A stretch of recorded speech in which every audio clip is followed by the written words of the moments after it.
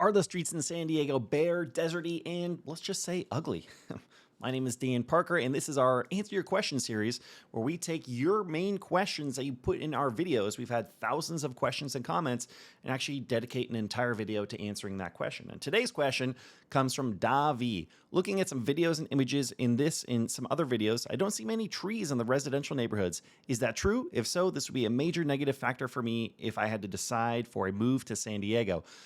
So this is a good question, and I totally understand where you're coming from, especially what areas you're used to. Like if you're used to Northern California, there is, per square foot, there's a lot more trees. There are a lot more foresty areas in San Diego. The reality is we are a coastal desert. So this is a coastal desert climate.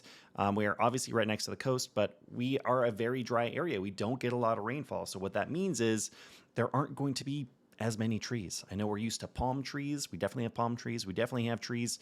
And the answer to your question is not a simple yes or no. The answer is, well, it just kind of depends. It depends on what areas you're looking in. We have definitely pockets. Like if I show you here, so these are some images of Balboa Park. Balboa Park is for San Diego, I always think of this as like the heart of San Diego. It is a large park area that is very green, lots of grass, lots of trees. A lot of these trees were planted here on purpose. And you can see there, check out this golf course. There's a lot going on there. So it does kind of depend on what areas you are looking in.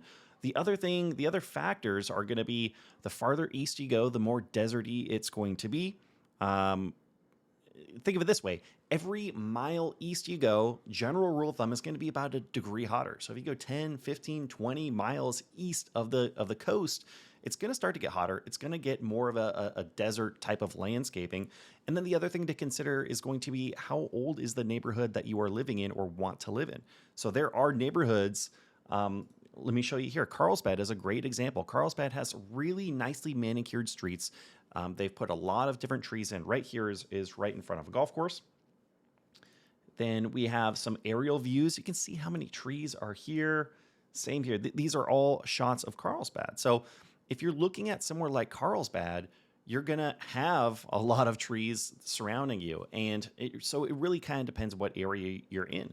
Some of the other parts that you can consider are going to be a little bit farther east. This is Santee. So somewhere like Santee, El Cajon, these areas are going to be farther east. They're also communities, unlike Carlsbad that was built in the 90s, these are communities that were built in like the 50s, 60s, and early 70s, and you're just not going to see as much beautification of the streets. It's going to feel, in some parts of Santee, in some parts of El Cajon, it's going to feel more commercial as opposed to residential. So are there trees in San Diego? Absolutely. There are trees. If that is important to you, you really need to figure out what are the areas that make a lot of sense to live in and which are not. And, we offer a service. We have our discovery session, a link below if you ever want to hop on a Zoom call with us to help you figure out where to buy a house, where to live here in San Diego. We can help you figure out those areas.